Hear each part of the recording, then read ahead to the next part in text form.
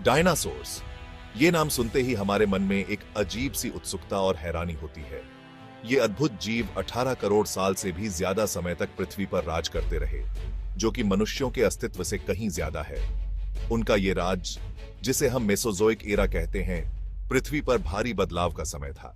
ताकतवर टिरानोसोरस रेक्स से लेकर लंबी गर्दन वाले ब्राकियोसोरस तक डायनासोर्स हर ऑफर और रूप में पाए जाते थे।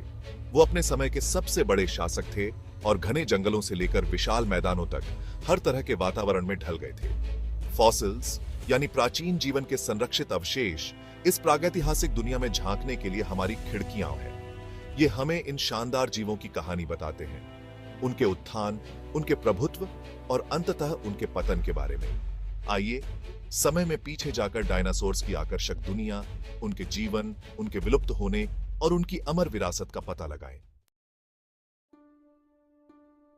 डायनासोर्स की दुनिया अविश्वसनीय रूप से विविध थी। कुछ, जैसे भयानक टायरानोसोरस रेक्स, शीर्ष शफरी थे। उनके विशाल जबड़े और नुकीले दांत हड्डियों को कुचलने में सक्षम थे।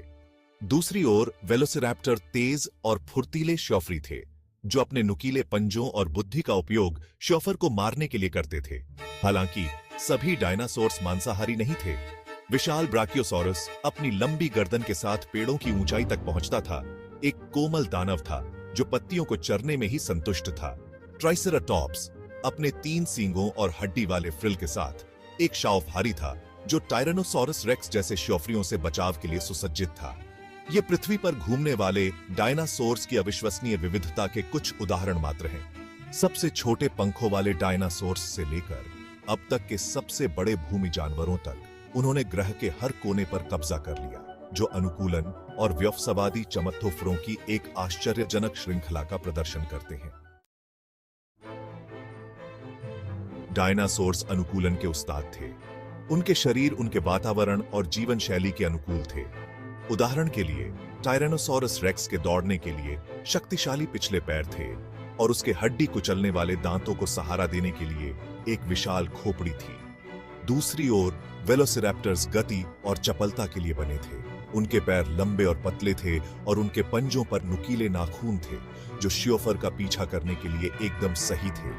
ट्राइसेराटॉप्स के सिर के चारों ओर एक बड़ा हड्डी वाला फ्रिल और 3 सींग थे, जिनका उपयोग संभवतः टायरानोसोरस रेक्स जैसे शौफरियों से बचाव के लिए किया जाता था। ये उन अद्भुत अनुकूलनों के कुछ उदाहरण हैं जिन्होंने डायनासोर्स को लाखों वर्षों तक जीवित रहने में मदद की। उनकी अनूठी विशेषताएं, जो क्रमागत उन्नति से निखरी हैं, प्रागैतिहासिक दुनिया में उनके प्रभुत्व के प्रमाण हैं। भाग 4, राज और अंत, डायनासोर्स का जीवन और विलुप्ति। डायनासोर्स 18 करोड़ साल से भी ज्यादा समय तक पृथ्वी पर राज करते रहे। वे झुंड में रहते थे, अपने बच्चों की परवरिश करते थे और विभिन्न वातावरणों के अनुकूल हो गए थे। उनके जीवाश्म हमें अस्तित्व, अनुकूलन और अंततः विलुप्ति की कहानी बताते हैं। लगभग 6 करोड़ 60 लाख साल पहले डायनासोर्स का राज नाटकीय रूप से समाप्त हो गया।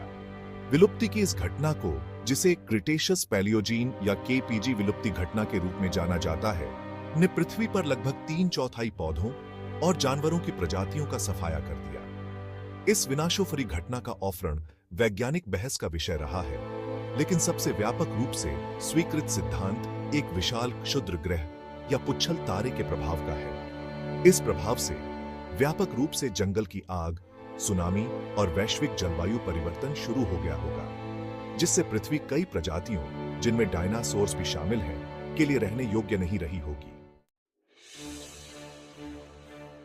भाग 5, वह दिन जब पृथ्वी बदल गई, विलुप्ति के रहस्य को उजागर करना।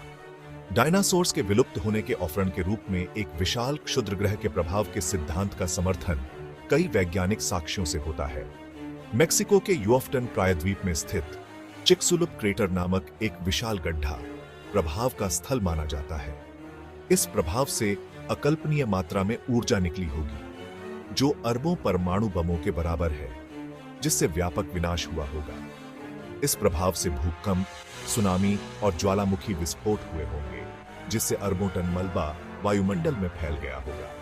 इस मलबे ने सूरज को ढंक दिया होगा, जिससे वैश्विक ठंड का प्रभाव पड़ा होगा, जिसे इंपैक्ट विंटर कहा जाता है।